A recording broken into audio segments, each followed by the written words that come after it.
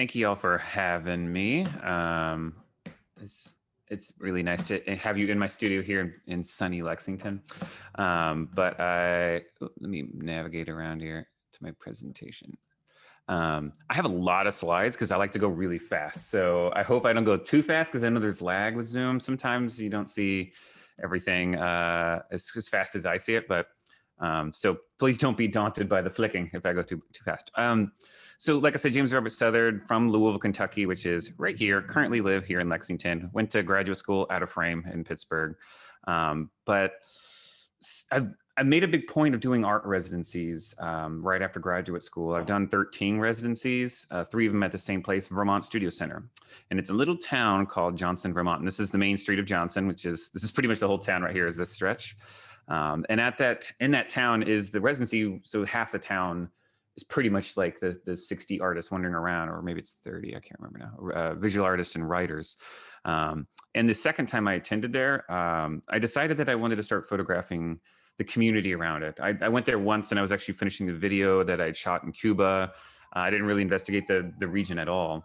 But the second time I was there, I was like, you know what, I actually want to get to know what's going on in this community. Kind of similar project I did in Wyoming, a similar project I did in South Korea. So wandering around, I kind of, oh, here's where Johnson is. It's in rural northern Vermont. But I met this family. They provided some of the milk for our residency.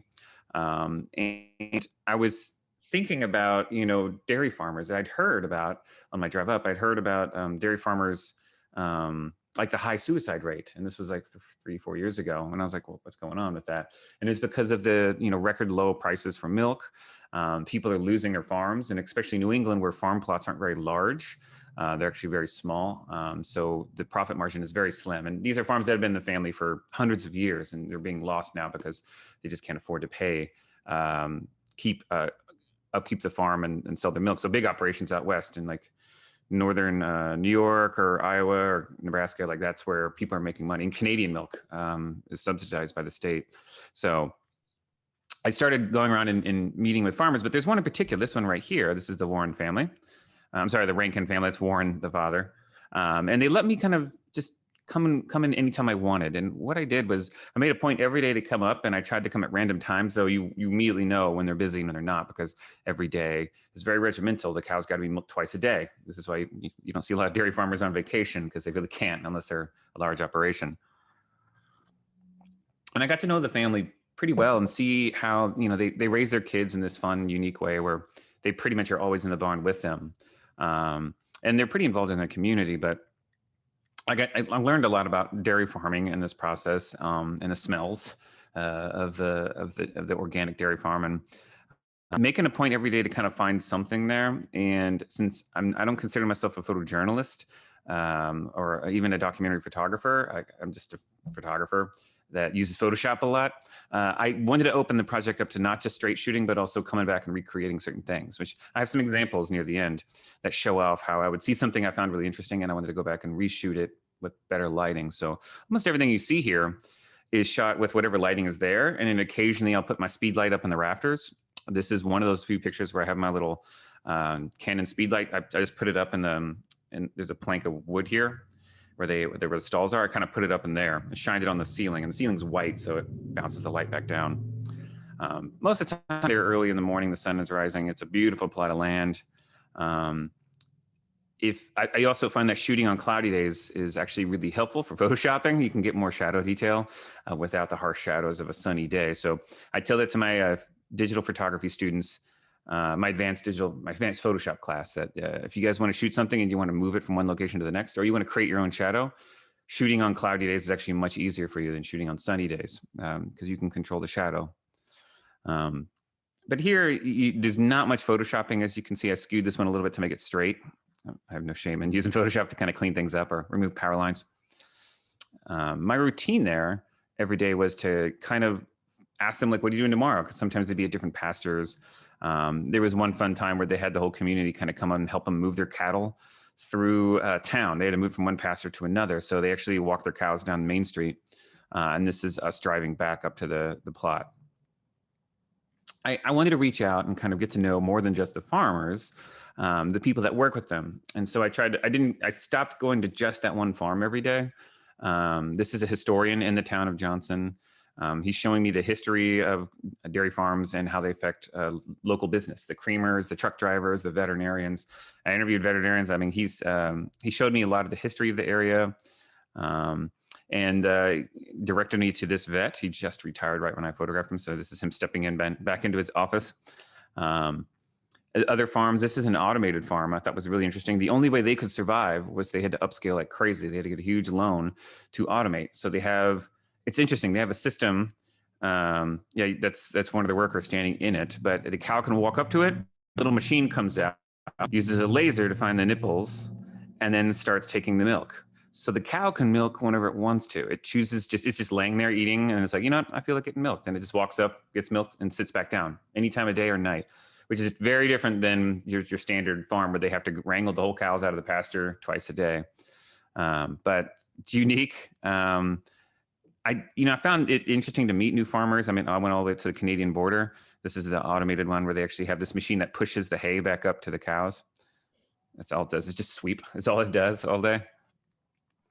I kind of found returning over and over to the Rankin farm the most interesting part, because I feel like it's a survey of your average dairy farm. So I kind of stopped visiting people that had never other farms and other institutions, though I thought they were interesting, just not as interesting. This is Pepper, their dog, who keeps running off. This is the day that Pepper returned after being gone for a week, who knows where.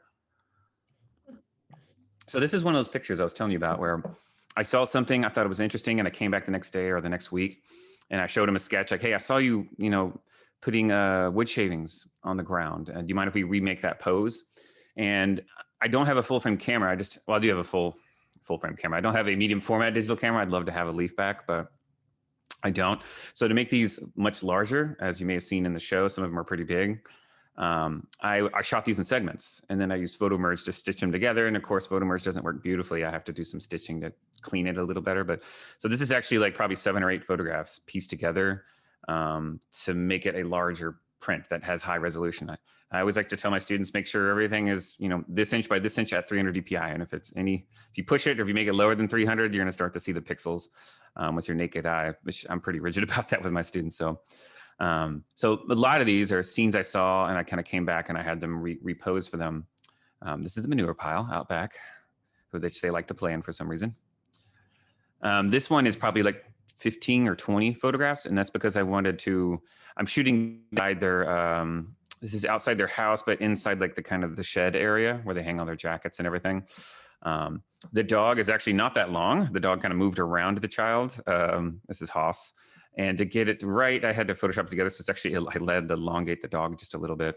And I wanted to make the second room in focus as well. So instead of using an f-stop at 22, which I just didn't have that much light, I had to shoot both of these and then just stitch them together. So it looks like I used a crazy wide f-stop, but actually it's just stitched together.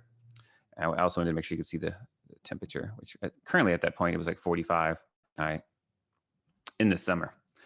This one, I'd seen this girl, this is Isla, it's their daughter, and is constantly playing with the calves and laying all over the barn. She runs around the barn barefoot all the time.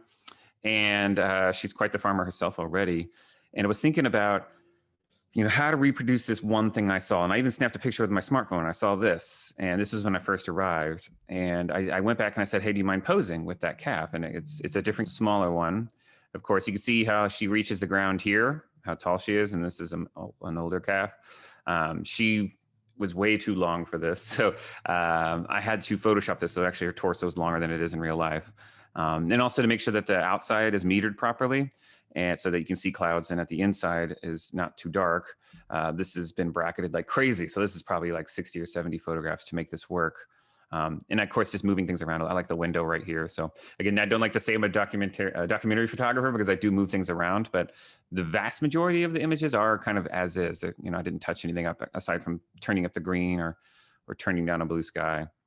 Warren here, I keep thinking about his tools. He kept having broken tools. And I kept asking, like, why don't you replace that? It's not that expensive. He's like, why replace it when I'm not going to use it much longer? And he doesn't plan to be in business forever, because he knows the dropping milk prices, he's going to have to sell. If anyone wants to buy it, because no one's getting into milking in small farms. He only has like 20 acres or so. because it's so mountainous. So his daughter very much loves dairy farming and would love to pick up the trait, but he's not going to let her. He thinks it's a failed industry. So that's why he doesn't replace his tools. I have a bunch of pictures of his tools, but I think of his shirts as also tools. He wears his shirts and they're always tattered and torn. And it's because the cows love to chew on them. Cows like to, I don't know why, they like the taste of people and their clothing, like they're always grabbing my camera bag whenever I'm around them. So that's why his shirts are always tattered and torn up. And he just leaves them out in that little atrium I was telling you about, because he puts on a work shirt when he goes outside. So I kind of wanted to exhibit a lot of those tools alongside the shirts and a portrait of him. So this is how they're exhibited, I think in St. Louis. I believe this is a picture from St. Louis, I'm very sure, which is the same way they were exhibited here and other places. So I started thinking about not just the shirts, but all the kind of tools that they utilize every day that they're not replacing. If they break, I just hope, have to find some other way around it. The broken hammer. So this is just me holding these. With just a black fabric as a background and my little speed lights on the left and right. Oh yeah, the milk. You can buy, it's not, I don't think it's legal in most states, but you can have raw milk, which I gotta say is delicious. It's a grass-fed cow, so I drink a lot of that raw milk, but you can't get in stores. This is the oil pump for their tractors. And his hats. I don't know what his, I had a thing for his hats. I actually gave him one of my hats. I had a University of Louisville hat, and he was always very interested in college basketball. And he's like, University of Louisville is a very interesting basketball history. And he's always telling me, I don't really pay attention to U of L basketball. But at the end I gave him one of my hats. He's like, oh, it's so clean, I can't have it. And I was like, no, I want you to have it. Your farm for me. And he says like, okay, this will be my in-town hat. I was like, okay. I returned in winter 3 years ago. I got a 2-week residency there, and I used it for us. It was our spring break here in Kentucky. Up there, it's still in the middle of winter for them. So my school gave me an extra week to stay and work, so I had 2 weeks total. But not much had changed. It was nice to see some of the cows remembered me. They ran up to me. This is that heifer we saw earlier, standing out in the snow, which they're always kind of being led around. Dogs that stay the same, still curious of the lens at all times. Still his amazing style is happening. I love that, like, even though he's like working in a pasture day, he's always kind of looks pretty chic to me. And he had gotten this tractor a year before and says he's like, it better last because I can't get another one. And he won't be replacing it, because why replace something if you're gonna have to shut down eventually? So there's me drinking my daily ration of cow milk, which I shared with everyone. Someone followed me on one day. They wanted to see the cows, so they snapped a picture of me at the farm. This is pretty much what I look like out there. And it led to another project, which I wanted to cover just for a little bit. I applied for residency in Maine, and the idea was I was going to go up there and work with farmers of Maine and try my best to get to the coast so that I can work with some fishermen. And I got invited in, but then COVID happened, and they said, well, we can't invite you up, or shutting down, though, would you mind doing your residency in place? And I said, oh, I'd love to do that. I can't do anything except for sit in my apartment. And they said, well, why don't you do the project in your own state too? Like, not Maine farmers, obviously, that would be difficult to do, well, from Kentucky. So I drove around Kentucky for the whole summer, and it's kind of started a project I'm still working on to this very day. And it's through the Sam Fiore Arts, the Fiore Art Center through Maine Farmland Trust. So I just started visiting farmers as close as I could to Lexington, and I've done some long drives since then because I didn't realize how long my state was. There's a farmer in Scott County. I label them by counties because we have 120 counties in Kentucky, so that's kind of how I title them. It's like Scott County number 3 or Montgomery County number 6 or something like that. But he rents his equipment out to farmers that need it. So you imagine if you just own 3 pastures of hay, you don't need to own a combine. You just need to hire someone to come, thrash it once a year. So that's what he does. He just kind of goes around and he takes care of people's crops for commission. This is a farm in Woodford County, which is very close to here, probably 40 minutes away from Lexington. And they have this beautiful plot of land with this hill on top, and it goes all the way down to the Kentucky River, where their goats their sheep spend all their time. And I'm doing the same thing here, where I am snapping a lot of pictures of just what I see. It is pretty much straight shooting. And I am kind of composing some things. And I returned to this farm 3 or 4 times, and I told them, hey, I want to construct a photograph of you guys, something that reflects what you guys want to show off about your farm, or an issue you're concerned about, or something you're proud about. But piece it together so it's pretty much a perfect photograph where I control everything. So this is actually at the top of their hill where they never put their sheep. They actually shot them in a different field, and then I put them here. And this is actually a very large picture since I shot it with like 30 or 40 photographs. But she decided that she did want to be in the front of the pack. This is when she brings the sheep in for the day to put into the barn. She wanted to be in the back. And it's because she's actually been always interested in Chinese landscapes paintings, like watercolor paintings from long ago. She just has a thing for them. And she noticed that the human is always in the back of the frame. They're kind of a little small figure in a grand landscape. And so she wanted to be in the back and have her lead sheep, her lead sheep leading the way right here. So that's actually the sheep that's normally leading the pack in. But they usually follow her, but she just didn't want to be in the front for that reason. So another Woodford County farmer who's hanging up his tobacco, which tobacco is not so common in Kentucky anymore.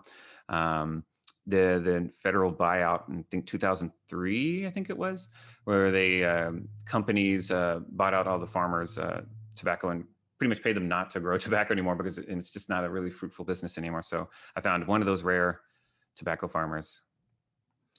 This is his farm here. This is where they're taking all the stalks from corn and they're shredding it up, which they actually somehow feed to their cows, which I thought would be a little rough on their stomach, but they have to, I guess they put them in bags and let them sit for a year, and then they feed them to their cows. A volunteer from Appalachian State University who actually comes up to Kentucky farms and just works. It's like a agricultural major. So they're training to be farmers themselves. So this is one of those volunteers. Okay, I'm going to move a little fast. So I'm trying to remember the name of this pig. I shot it last June. They have funny names for their pigs. It's like Hoss or named after like bacon styles, like apple smoked, like or apple smoky or something like that. But this is their boar. So it helps them produce all their piglets. Pretty muddy animal, and they got it, and it's huge. It's like there's no human standing next to it, but that's probably 4 feet high right here. It's like up to my waist. And they were nice. They threw some eggs, some hard-boiled eggs on the ground, and the pig just kind of stood there and waited, just kind of waiting for more eggs to come. So I put my speed lights up so I can light it really well. And I don't think I had to clean anything up. Everything was pretty good in the picture. They don't have any power lines down there. Their property is called Slippery Slope in Scott County. And they have a problem with the only plot of land they could buy is at the bottom of this deep ravine. So they don't have any water lines running down there. They don't have any electricity running down there. They have to like drive down their water, drive down their feed. And it's a steep slope. Their truck can barely make it. I can't take my car down there. I had to walk down the hill. And this is them rounding up their pigs because they're going to take them for a vet visit. So the mother is in this barn and not very happy. That squealing was very intense. So this is that hill they live on, and this is a constant thing they said they have to deal with. I never witnessed, but they said they're constantly having to pull their other vehicles or stuff out of the mud. They have to cross this creek to get to their where they keep their pigs. So I asked them just to reenact something they would commonly be doing. So they're taking feed down and pulling out their whatever you want to call that, their rope to pull out a tractor trailer or something like that. And oddly enough, I just found their farm randomly on a Google search. I was looking at counties, and if I see farms on riverbanks, that's usually I try to go there because it's just always pretty near riverbank. But she's an alumni of our program. She got an MFA from UK like 15 years ago, and I had no clue. It's just random. So I also realized that some of the issues that different regions are different. So in central and eastern Kentucky, it's much smaller scale farms, small family operations. And they have certain things that like labor is hard to come by. Childcare is a serious issue. This family, they have 2 kids and they have about like 3 or 4 acres. They're not too far from Lexington. So almost all their produce goes to restaurants. They did okay during the beginning of COVID when restaurants shut down because everything switched over to CSAs, which a lot of small scale farms did okay. In fact, they did a little better. The things that made life harder was that there was no childcare for them. They couldn't take their kid anywhere. So as you can imagine, when whenever they're out in the pasture, the kids are there. They have to kind of stop if it's time for a nap or anything like that. But I noticed they had toys everywhere all over the whole property. And I thought it was interesting, like, oh, that's wise because the kids are always in eyesight of them. So the toys are just left everywhere. So I did a portrait of their son.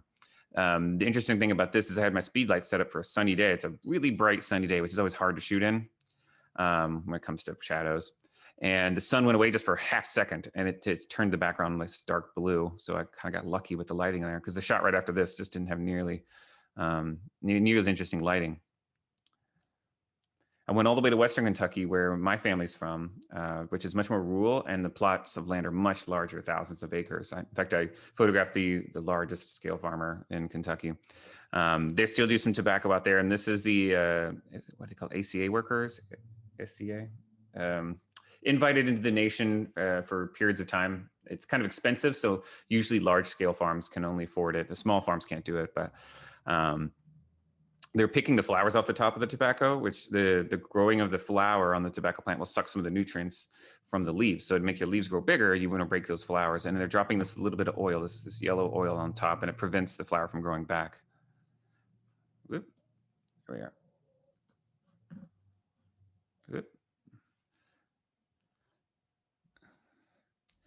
So I think this was the farm where they actually asked me not to name them, or the county. I don't know why they were worried about the county, and I asked, like, well, are you worried about your employees being legal or not? And they said, no, they're legal, but they just didn't want to be named. So I'm kind of unsure why. This is South Central Kentucky. They have a mechanic, a full-time mechanic, because they have so many combines. He's constantly working on them. So this is him cleaning out the filters that actually shift the corn or the wheat or whatever it is they're getting through the belts. So it has to be sprayed out all the time. So this is him spraying it out. This is that farmer I said earlier that he runs and owns the largest plot of land in Kentucky, which is interesting because I got completely different concerns from him. He volunteers on a lot of boards that talk about national agriculture, and he was very concerned about the tariffs with China, and because our biggest exporter of soy and corn goes to China, and it's definitely hurt the average farmer. So politics go out the window when you talk about taxing farmers or taxing their product. And he things I was not hearing from a small scale farmer. They were worried about water. They were worried about coal mine runoff. He's worried about international trade. It's how much it affects him. And he employs like hundreds of people on his farm. I was thinking about that kudzu. I kept seeing it. You'll see it kind of crop up in my pictures a lot, because in the mountains of Eastern Kentucky, you see lots of kudzu in the summer. It's very invasive, but it grows like a foot a day, which is insane. And it looks just like a green felt carpet that lines the landscape. So actually, I look forward to it every summer, just because it's so pretty, but I also know what it's doing to people's property. This is back in Breathitt County, where this was a farmer that used to be a coal miner. He was a coal miner for 30-something years. And once the coal mine shut down, he went back to the line of work he knew as a child, which he grew up on a farm. So he's a weird little plot of land. It's very thin. It's not an acre. It's up in a holler. It's at the end of a holler, actually. His house or his place is the holler. And so he can grow a handful of vegetables, and he has rabbits and bees, and he sells all of his stuff through farmers markets. And that's kind of how he survives now. So he has rabbits, which he calls them meat rabbits. Apparently they're not pets, they're for slaughter. But he said, every single time you pick up a rabbit, you're going to get scratched. There's nothing you can do about it. And I said, well, if you keep calling them meat rabbits, I can see why. This is him in his bee outfit, which he was very proud of getting in this post for me, which was great. I had to make the tough decision, since I'm speaking to photographers here, that he had his beautiful dog right here, but it kind of put the photograph off-centered, and I shot him with the dog, without the dog, and I just kind of didn't really feel it, though I liked his pose when the dog was there, so I actually photoshopped the dog out. And I still battle that. If the dog was sitting like right here, maybe that'd be a little better, but it was like too close to him. I'm really nitpicky about those things. If you're ever photographing, I was trying to shoot them picking the peaches, and if there's ever a little kid around, it always happens to me. They just ham it up for the camera, which, I'm like, hey, this makes it easier for me to do light tests now. So I'm just snapping away, just testing my lights. And I got a million pictures of her doing somersaults and jumping around and dancing for the camera. Ended up being the best picture of the day, actually, was her kind of posing for the camera. And she's got like strawberry juice all over, because half those strawberries don't make it out of that pasture because the kids are eating them. I did want to think about not just the farmers, but people that work with farmers as well, people that rely on them for the income. Now, this is a butcher and a slaughterhouse, and I didn't realize there's a difference, but there is. There's a slaughterhouse where they actually slaughter the animal and cut up the parts, and then a butcher prepares the parts as like sausage or whatever you're gonna take home. And there are different kind of certifications. So they have an FDA approved butcher, so they can buy animals and butcher them and sell, them to the public. But their slaughtering floor, as you can imagine from this picture, is not FDA approved. It's open air. I'm standing outside shooting in through a door here to get that light behind me. So they can only slaughter animals for individual farmers, so they can't sell it to the public. So I kind of hung out with them for a day and photographed their operation. I did put a little speed light up in the rafters, up kind of high. So this was pitch black up here, and I wanted some more light to get the background. I turned it really, really low. This was last week. I started the project right back up. Maybe I don't know, it's about 2 weeks ago, actually. We had some really bad flooding maybe 2.5, 3 weeks ago in Eastern Kentucky. And it just gets worse every year in Kentucky, especially since neighbors are, people that are neighboring to farms are building their own little waterways or bridges that aren't really, they're blocking up the rivers every single time a stick gets in there. So this guy's whole pasture got flooded out when they had those floodings. The floodings were bad enough, but it backed up because the neighbor who diverted the waterway a little bit, like messed it up, didn't do it properly, which is very common. And so now his whole field is covered in silts and sand.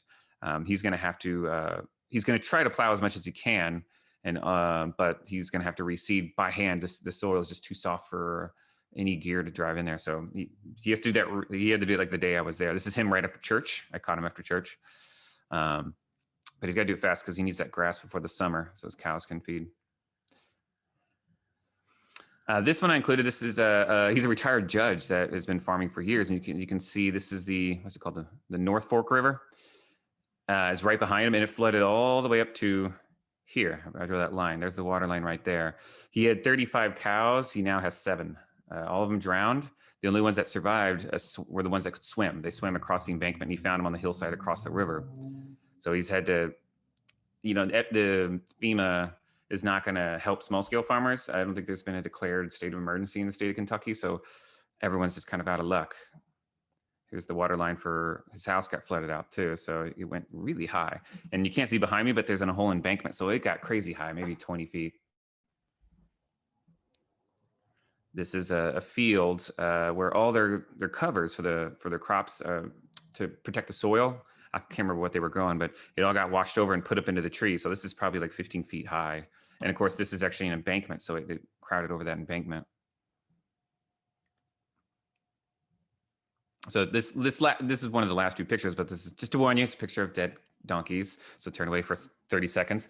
But I didn't plan on shooting anyone. Well, I don't want to have just depressing photographs of people's farms, but there's a lot of things going on with these floods. So this is another farmer where their whole field flooded. There's a river over here, and it went all the way up to the hillside of their house, which is huge. It was like 2 football fields wide. And all their cows knew to wade through the water to get to the higher ground, but the donkeys didn't want to wade through the water. It stayed on this little hill, and they tried to get it off the hill, but the donkeys, as you can imagine, are very stubborn animals, so they stayed put. And they eventually stayed together till the very end, and they were found the next day. So I asked them, did you want me to document, your dead animals? They said, hey, if it tells, the story of our property or more recent times, then please do take a picture of it. So kind of included it in a series. And this one is stitched together too. This is about maybe 4 or 5 pictures because I wanted to make it larger. I'm going to show this nice little beautiful sublime looking landscape here. But I couldn't get it with my frame without getting it low res. Oh yeah, there's kudzu. Love that kudzu.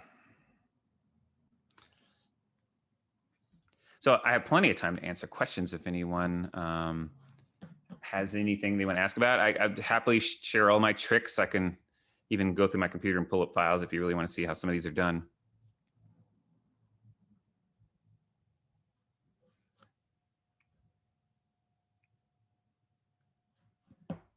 So thanks so much for sharing the experiences you've had with families and the images with us as a group. When we were looking at the show, I mean, you answered some of the questions we had about how you got started, especially in Vermont. But a lot of folks were wondering about gaining access and just connecting to people to start a project. Like, how do you, certainly a lot of people in the counties in Kentucky you don't know, and people in Vermont that you visited, there wasn't the family you spent a lot of time with, you don't know. But so how do you get, you knock on the door and say, I'm working on a project. How do you get to that point of it connection to changes. the people? It's interesting. I've done this. I've done this in Wyoming with ranchers, and then in Cuba and everywhere. And it's different every time. I have to admit, you got to use what your in is. And when I say that, I mean, why am I in that location? And I like a good example. When I was in Wyoming, I was invited to do this residency, Gentel, and the lady that founded it, who is still alive, is a famous rancher in the region. Her name's Nelchi. If you say her name anywhere in town or in the countryside, everyone like, oh yeah, Nelchi. So I just said, hey, I'm an artist for Nelchi, or I'm one of her invited artists. I don't explain what a residency is because that's a long conversation for people who've never done one. But I'd say like I'm a photographer working with Nelchi, and they're like, oh sure, you can wander on my property, or let me show you something over here. And when I'm going around Kentucky, I go to our university's agricultural extension offices. I'm lucky that we have 120 counties and we have 120 extension offices, and those agents are there to help farmers when they need them. They're just kind of like advisors for farmers. And I contact all of them and just say, hey, I'm coming out to your county. Is there any way you can introduce me to farmers? Which without them, I probably would have to cold call. Before I met them in Vermont, I literally just, I asked the people that ran the kitchen, like, hey, where do you guys get your produce? I know you guys buy local. And they said, oh, this farm that's right up the road. They gave me like a hand-drawn directions. And I just drove there and introduced myself. The only times I've ever done it without a connection, without someone advising me, like, hey, you should go to this person, they're great. I get on Google Maps and I just comb around. And if I see a property that it looks like it has some qualities, I'm looking at it from Google Earth, and they have a website and a phone number I can call, and then I just email them. But I usually say, hey, I say UK because in Kentucky that carries weight. But I say I'm a professor at University of Kentucky. I'm doing this project for the Maine Farmland Trust, which now I'm doing it just for the American Farmland Trust. Well, not for them, but through them. I give them a reason why I'm doing it, and then they're more trusting. If I just say, hey, I'm a photographer, I want to shoot your property, they're sometimes a little less likely to say yes. No one's ever said no, which is odd. I'm so surprised. No one's ever said no. But if there's something you can have, like, oh, I'm doing this project about, farmers of Missouri, or 21st century farming in Missouri, whatever, like an overarching theme, that makes things so much easier. Do they get to see any of the pictures that you made to give feedback or get a feeling for what the work looks like? I usually show it. I bring my iPad and make sure I show some pictures, and I've noticed it doesn't make a difference. They usually say yes. They're always more like, what do you want? What do you need? I do tell them that everything I shoot, I give to you guys. So I give them the files afterwards. And I say, like, you can have them, you can do whatever you want with them too. No, I've never seen my print anywhere around town unless someone's printing my work. But it's helpful for them because some of them, some of the pictures aren't really things they'd want to advertise, like it's death or, a ruined crop or something. But a lot of them, they're very picturesque. And I've seen it sneak up on their Facebook page. If they're in the farmers markets, they have an Instagram feed. And I say, hey, it's free. The only thing I ask is maybe put my name in there or something. That'd be nice. Or put UK. I'm sure my bosses would like to see that. So I do give them the files. I don't give them the prints. The Vermont family is the only ones I've ever given prints to. The third time I came back up there, I dropped off at like 100 8.5 by 11s for them in a nice little thing. So we're eventually going to do a book. We're trying to through the University of Kentucky Press of all the Kentucky farms. And I'd like to give the books, but the 120 counties, probably by then 250 farms or something like that. I can just give away 250 books. That'll cost a fortune, but I'd like to give away prints. That just gets a little complicated with so many farms. And this map you're seeing right here is not up to date. This was last year. So I had like 10 more here, and I went back here to the mountains, and then a bunch more on the border of Virginia.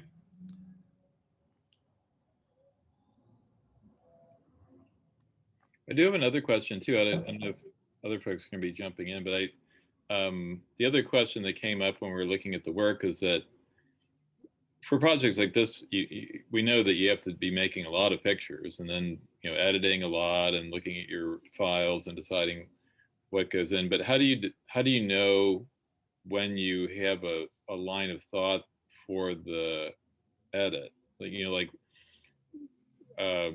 a certain viewpoint that you want to try to convey through the pictures that you decide to use. When does that develop for you when you start working with either a project or with some files that you've gotten in from some new place?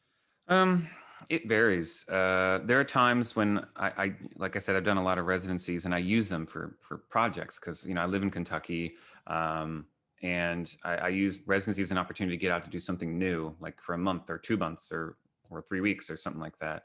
So you'll see, if you look at my resume and you see like, you know, Mass MoCA or Vermont Studio Center or McDowell, you'll notice like also I have a project in the North Adams that I've done, North Adams, Massachusetts, or a project in Vermont. And I use them as an opportunity. The only time that things kind of just accidentally come together, like I accidentally make a project, is my more contemporary stuff. My not the photo.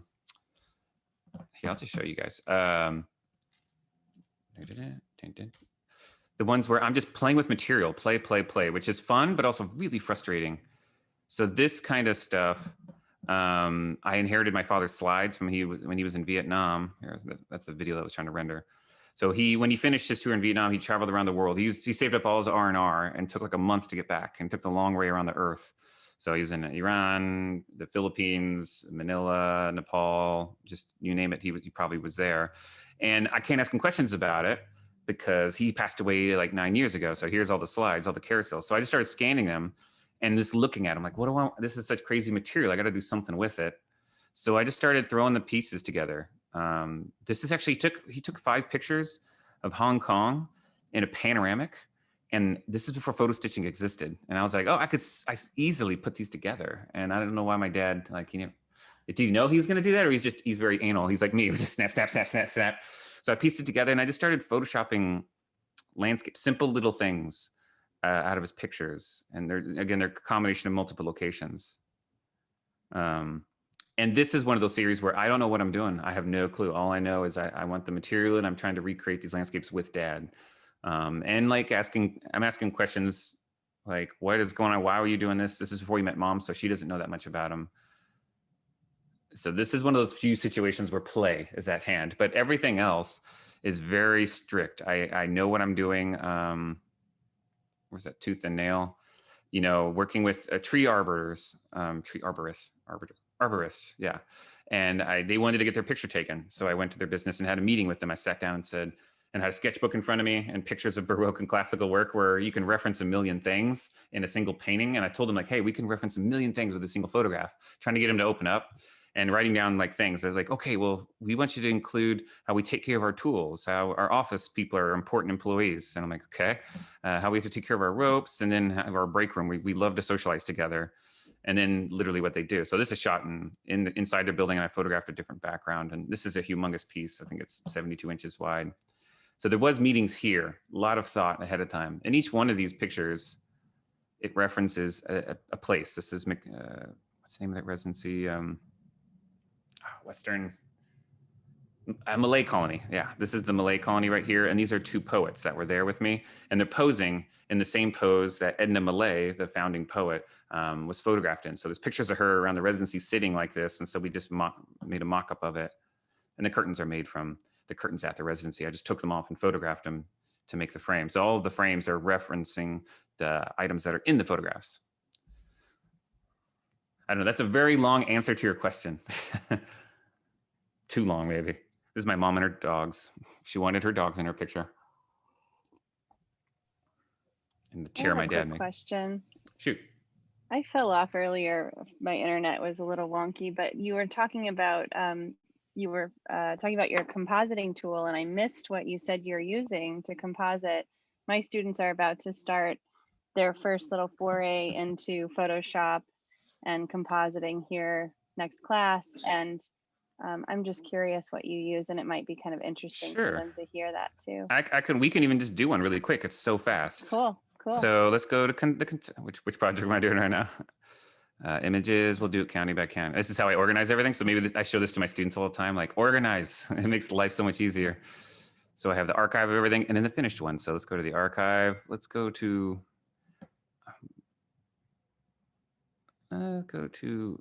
Lee County. That's the most recent county. That was like last week. Okay, so I can quickly just stitch together the one I showed of the farmer that was, right here. So I knew I wanted to make it high res, so I just kind of picked 2, and we'll just grab these 2. I have no clue if they're going to be good at all. You can see, thank God I shot in raw, because look how blown out that is. Highlight the 2, go to Tools, Photo Merge, and it gives you a couple options. You can ask it to, pinch the edges, pull the edges. If you have warping that's happening, when you use a wide angle lens, you're getting warped edges. Yeah, it says you're busy, but you're not. You can see I've actually been doing it all week. You can see the other ones. So here's all I just leave it on automate most of the time, but if you don't want it to do so much pinching and pulling, because it can blur the edges of your photograph if you pinch and pull the edge. Just like when you warp your photograph, it messes with the edges of your files. So I like to kind of leave them alone unless I know it's okay. Now I shot with a telephoto lens, so there's very little warping. So I'm gonna hit okay. It's running a little slow because it probably has Zoom running, which has been a problem teaching advanced Photoshop to my students on their laptops while Zoom is on, because it's just running too much stuff at the same time. So sometimes they're on their like iPad listening to me while they're running on their own computer. So you let it render. This is only 2 files, so this shouldn't be a problem, but you can put hundreds. And then, if you put 100 in there, you go on a coffee break and you come back. So hopefully it does a good job. Now you see it's piecing it together, and it's gonna make masks too, which is really great because that means you can go back and fix any mistakes, and there's always mistakes. So you see it has to kind of warp one to make it match the other. And I probably would do this again because it pinched this a little bit, but so it made a nice mask. So you can go back and retouch it up. And you can see where if you zoom into the edge here, oh yeah, it messed up on this one. There you go, see? Which I could probably pinch and prod to fix it. But I kind of like I tell my students, I love how random it is. If I did the same file, the same 2 files again, it would come out different. Which what do we do in the digital world where it isn't repeated? Like it isn't different every single time. Like computers do the exact same task the same way, but not photo merge. So if I run it over and over and over, I'll get different results, and I kind of falling in love with it. Hence, and you guys see my recent files. I've been actually just having fun. I had to go to the doctor's office this week, and I'm like, now I'm using photo merge while I'm sitting there waiting. Which means I had to download a manual app on my iPhone to get where I can, because you need a constant setting. You don't want your camera to refocus and change its meter. So I downloaded an app called Manual, so you can keep one f-stop and one ISO. So then it does this properly instead of like this being gray in the corner and this one being bright. So I've been doing a lot of these, hotel. I had to go up on the top floor to shoot a photograph of the city I'm using for another art project. And I just thought the room was pretty. So I shot a little panoramic of the room, and it for some reason warped it like this. So I just kind of left it. Yeah, photo merge, awesome tool. Everyone should use it. Thank you. Any other questions? And again, I'm happy to show all behind the scenes stuff. I got photographers here, so I'm happy to show how this kind of stuff is made.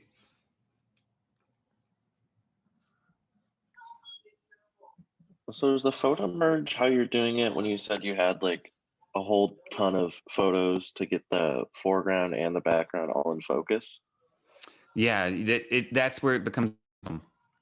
Photo merge does not allow you to just willy-nilly slap a bunch of pictures together, and it's going to pick the most in focus ones. It's literally going to just piece together 2, 3, 20 photographs where the edges are.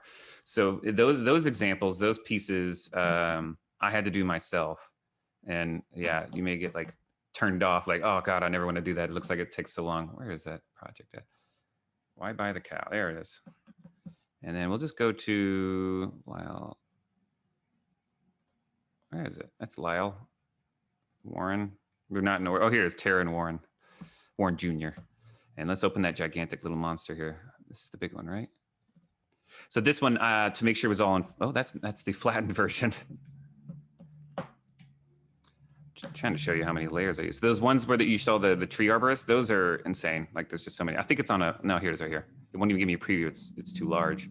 Again, this is why if you guys have labs you can work in, but I always have my students use their own private laptops. And I'm like, we have the lab. It's clean.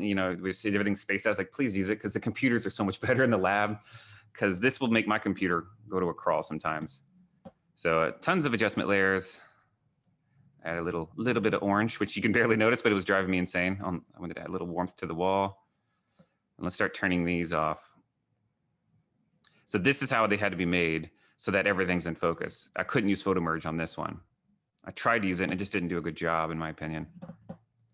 See, the dog was just not right where I needed it. Its tail, so I moved it to a different one. Adjustment layers. I think that's the last one right there. Oh, somewhere there's a sleeve. I think there was something about that sleeve I didn't like. I can't remember what it was. Yeah, so I kind of put something else in there. But this is actually not that many. The ones of the tree arborist, the ones of my mom, those are like 100 layers. And I had to buy a new computer that can run faster for that kind of stuff. So the cow series has been kind of fun, and the farm series, because it's very little photoshopping compared to what I have been doing for years. Not indebted. Where is it? Tooth and nail. I don't want to open one of these files because it'll take like 20 minutes to open up, but they get really big. It's running a little slow right now. Well, anyway, any other questions? The one that you did with the girl hugging the cow or the calf. Mhm. I guess you lost me a little bit on her torso was too short, long, or could you tell me what you did with that one? Sure, we'll just open it on up. Yeah, so it was a different cow and her height was the wrong height for her legs to show. So I had to play with the length of her. I had to get her like move down, and you'll see it here. So, and I'll even show you. Here's the archive, which this is how I organize everything. I shot 300 and how many pictures here? 331 photographs. Of course, I don't use every one of them. I wanted to kind of be slouching on the ground, but the cow was too big. This was an earlier test shot. So it's just me trying to get the cow to stay still and then shoot it in segments. And then you can see me ranking the ones I like. Of course, the background's blown out, so I have to do a ton of bracketing and play with highlights. And the final version is a piece of, here it is right here. In fact, the way I work, this is my workspace, layer priority. Oop, there you go. So here's all the layers to get it to work properly. Oh, wow. That's amazing. Yeah, again, I gotta have and usually I'll turn off Chrome, I'll turn off every other piece of software because it'll start to slow down my computer. Turn everything off and it starts to, you can see ones I gave up on, like, those aren't any good. I didn't like that tail, like the other tail better. So not journalism for sure. But I still think, the original shot was pretty good too. I just knew I could make it better. That's why I had to go back. Yeah, this is her legs separate from the cow. We're almost. For some reason, I had a background color of brown. I don't know why I did that. Maybe it's just I was tired of looking at the white. I find I do that all the time where I hate that checkerboard pattern. It just like vibrates the screen to my eyes. So I'll just put a color in the background. And it makes it easier for me to see if there's a messed up pixel I forgot to remove. Another thing that I'm constantly doing is, and this is for anyone who photoshops things like crazy. I used to date a painter a long time ago and I'd hang out with her in the studio. And I noticed that she would look at her paintings in a mirror. And I was like, why are you doing that? And she says, like, well, it's a left-right brain thing. You've been staring at the same shape or thing for so long. You can't see mistakes anymore. So you look at it backwards. It was something she was taught. And all of a sudden things look different to you. Like, oh my gosh, I need to brighten that corner. I need to darken that flower or whatever it is I got to do. So I'm constantly just flipping my picture horizontal, which isn't destructive. It's just it's flipping the image around. Since this picture's so big, it's going to take a minute. I do that, and all of a sudden, it's like a light. I'm like, whoa! I can't believe I didn't fix that thing in the background, or I can't. I see it differently for the first time, which is taking forever. It's probably because I was photoshopping all morning. So there you go. And it looks so different to me. Like I'm like, oh my gosh, this the sky's too bright, or I don't know. Like I need to darken certain things. So that looks unnaturally too bright to me now that I flipped it. I haven't flipped this thing in a long time, but yeah. Any other questions? Have you ever had anybody really react strongly in regards to the story you're telling about them because it's somehow different than the moment that they understood? You mean like the people I'm photographing or an audience member? Yeah, to the people you're photographing. I've never had anyone get upset. I've had people respond like they love it, or they didn't realize like how beautiful their property was. Like they just took it for granted, or things up. I'm like making the grass not greener, but like brighten the grass, darken the sky, so you can see everything. And they're like, "Oh, you're right. It is a gorgeous farmer." Oh yeah, I didn't realize our cows had such a vibrant red to them hue, and those Guernsey cattle. I have had people tell me they don't use that picture. My hand looks weird. I'm like, I am doing a photo series right now where I'm commissioned by the 21C Museum Hotel series chain. I think there's 7 of them in the United States. And they wanted to do portraits of influential artists for Lexington, so this location. And I'm working with a painter who's having me reshoot 3 times because she doesn't like a hair or something like that. I'm like, I got Photoshop. I could move things around, but it's been kind of and we're friends too. And this is testing that right now. So that's the only time I've had like a response where it's like they don't like it, let's redo it. And I'm happy to redo it because it's an honor system. I don't make people sign contracts, which I should be doing. But I feel like if I can trust them, then they can trust me. And I've had that attitude. And I give them the file. So if I was selling a lot of work, then I'd be concerned about that. But since I don't, I'm like, hey, here's a free file. It convinces people to kind of help out with the project more. So It's like your thank you card, mhm. you know? And when you make a portrait of somebody, I mean, isn't that like one of the most important things is like you've stolen their soul, right? Mhm. So the thank you card here, you can have it back now. Yeah, it's interesting how people are more excited once I say I'm going to give it to you, like it's yours afterwards. Yeah, here's her dancing for me again. Plus, once I tell them I'm from Kentucky. I remember in Wyoming, I was driving around, and some people they're like, "You're an artist," and they just presumed I was from New York or LA. And once I said like I'm from Kentucky, they're like, "Oh, okay," like another farming state. And I was like, and then I learned I don't think I have a Southern accent. I've heard I got Southern vocabulary words I use, but I'll turn up my grandpa's accent a little bit, and people just trust me more immediately. And it's just weird. Even when I was shooting in Cuba, for some reason, they like not from New York, not from LA. Like I'm from Kentucky. Like, oh, that KFC, and I'm like, yes, just like KFC. You're right. It's like everyone knows Kentucky Fried Chicken, and I milk it because I want them to like relax around me and trust me, and I'll take anything you can get to get people to trust you. As long as you don't lie or cheat, I don't see anything wrong with that.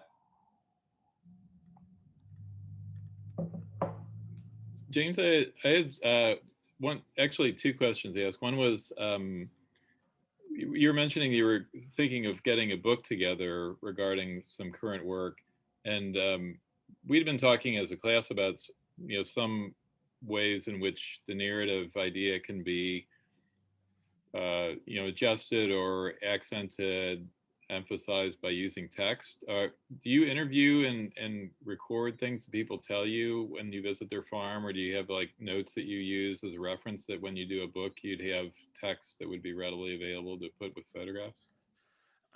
This is why I wasn't a photojournalist very long right out of undergrad, because I didn't get fired. They just didn't call on me as much because I was terrible at taking notes. Pictures would go into newspapers, would be the wrong names from the wrong gallery opening or whatever, and so I'm really bad, but I have horrible memory. Hence, like I became an artist because that's the one thing I can get away with bad memory. I do just remember when I'm talking to them, when I'm taking a photograph of them, I make a habit of constantly talking to them because they get less stiff. They stop smiling because I don't want to just do, not that I don't want to take pictures of them smiling, but it doesn't look like the way they would be if they were working, unless they smile all day long.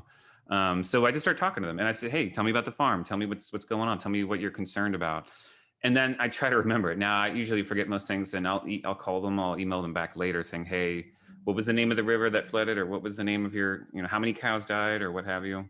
Or I'll reach out to the extension office agent that introduced me, and they've been a savior, every one of them. They'll text me back like, oh, it's blah blah blah blah blah blah. Here's their email address, or they don't have an email, they're a farmer, and they'll fill in all the details. So I've been really lucky about that.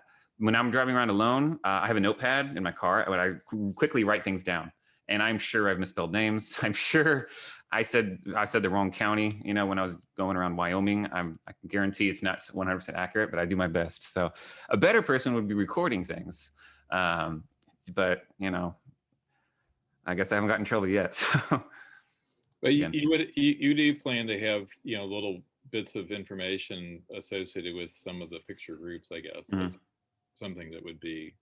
Yes, I think that makes the story, and that's most people that have been interested in this project, especially because each picture tells a different story, as opposed to the Vermont farm. I feel like the whole body of work tells a narrative. It like builds up to something. This one, the individual shots should be able to stand on their own.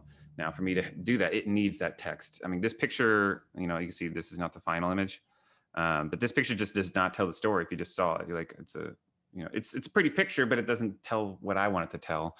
So I have to have that text. And in the book, we're talking about putting like the text on one side of the page, the left side, and the right side is the visual, which means 120 counties. That means 120 pages, not 2 pictures per fold. So that's going to be more expensive. But as long as they're paying for it, I'm not going to say anything. And then the second question I have is actually a slightly different topic. As a UK alum, I would be remiss to not have you tell us a little bit about the photo program at the University of Kentucky, since both Jamie and Katie and myself work with students in the freshman and sophomore levels, but we would like for them to know what's available to finish a BFA. Yeah. Were you here when Ruth was here? Ruth Adams or No, Bones? I preceded her. I was an MFA that graduated in 1989. So Okay. it was right before Ruth. I was working with Bones. Okay. I never met Bones, but anyway, someone who's worked with us for a while. But yeah, University of Kentucky, we have a BFA program. I think I'm trying to remember how many BFAs we have. We are a large degree. We have a digital media and design degree that's housed within the art department. We have a BA, we have a BFA, we have an MFA. So it's like 200, something like that, which I feel is pretty large for a state university. And you're in a new facility now too. You're not in Reynolds building. yeah, we got a shiny new building. My first year here, which was 6.5 years ago, we were in this large barn, which it literally was a storage barn before UK bought it.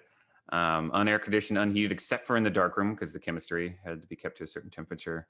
So when we got the shiny new building, it was a good day. But I love our facilities. I'm quite impressed.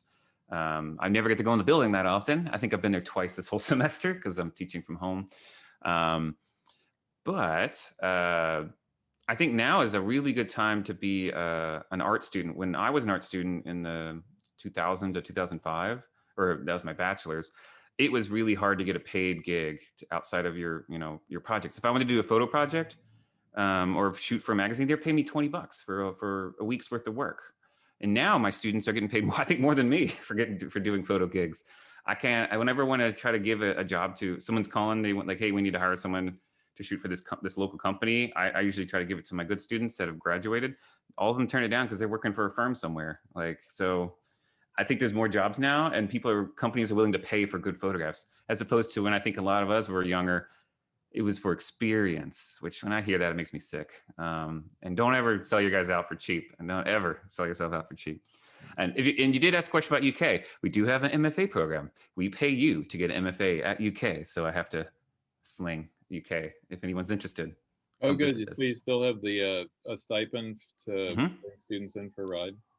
Yep, we can have up to 5 we take in a year unless we have more people sticking around because it's a 3-year program. So sometimes it's 2 students, sometimes it's 5. I think we're taking in 4 this time because we had 5 graduate, and I think we just had room for 4 instead of 5. But it's pretty much it's free, and then almost everyone gets a scholarship. I think it's up to $14,000 a year, but it requires that you teach or you're TA. So don't worry, you don't teach your first year. That would be a terrible thing to do to be a master's student. It's your second and third year you teach. You teach like an introductory course. So we do need some photo master students. We don't have anyone, or we have one person who's graduating. So if anyone's interested, hit us up. We have this beautiful dark room. We have color photography, which I was in the very last class of University of Louisville's color darkroom class, and then they shut it down because it was so expensive, and they taught one class every other year. And Ruth Adams teaches it like full time when we have enough students. So I just think that's a lucky thing to have. Eventually, I'm sure no schools will have color darkroom except for some very expensive schools. Do you guys have color darkroom? I was wondering. We do. We have right. Korean eye color processor. We haven't had chemicals in it for a while, but it's still, cross my fingers, it's still on if we fired it up. But getting paper is more difficult now too, because I think Gucci is the only one that produces color paper. Yeah. Jamie, I see you have a question. Yeah, one of the things that strikes me with this project is who's not present in the project. So I was just wondering if you had any plans to maybe photograph Black-owned farms or urban farms or things like that. Yeah, that's actually been a real problem. I reached out to people, I emailed 10 farms, probably 5 reply.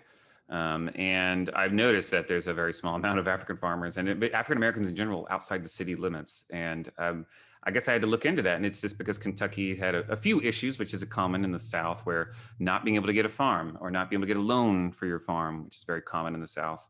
I know that's currently in the news. People have been, I think they were trying to pass a bill to pay reparations to farmers that were given worse interest rates than a white farmer would have gotten, and how much money they lost for that, which you can't, some of it's like subsidies for their farms, but if you've lost your farm 30 years ago, how's that helped you in any way? So anyway, I reached out to local institutions called Black Soil is one, and I've tried to get them to like, hey, do you know farmers? I'd love to include not just white men that are retiring age, and I haven't got a lot of response yet. So I think I just need to dig even deeper and deeper. But as I'm starting up this summer to start shooting, I'm gonna make sure that happens. Definitely gonna make sure this summer ends where it's not just looks like a country club.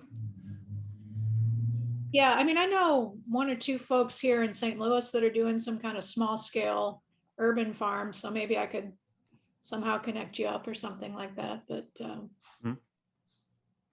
Sure, it's something when I'm driving around, especially in Eastern Kentucky, I'm like, that is very white. I never realized this. I grew up in Louisville where, it's a pretty big mix, not outside the city limits. It's very, very white state. I didn't realize that. But that doesn't mean they don't need to be included. And there's a Cuban farmer I met when I was in a rural county. I'm like, I'm coming back. What's your address?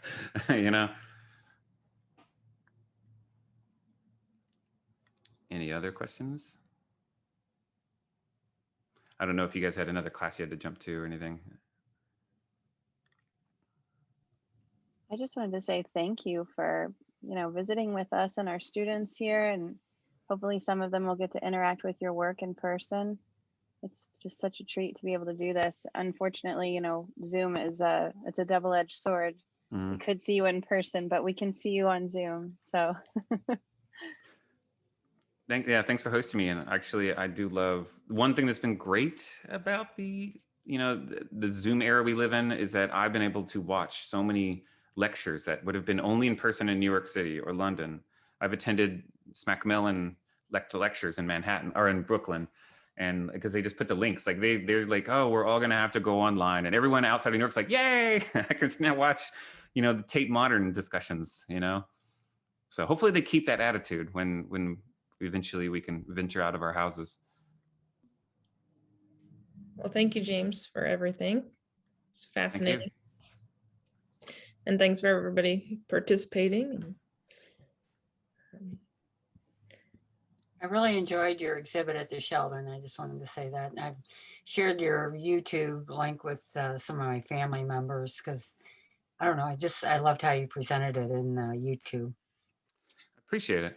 And thanks, Paula and Becky for getting the show going and setting up the Zoom. I was happy to get some work out to your guys' community. So, if it brings attention to the Vermont farmers and the serious issues that are dealing with American agriculture, that's great to get some eyes on that kind of issue.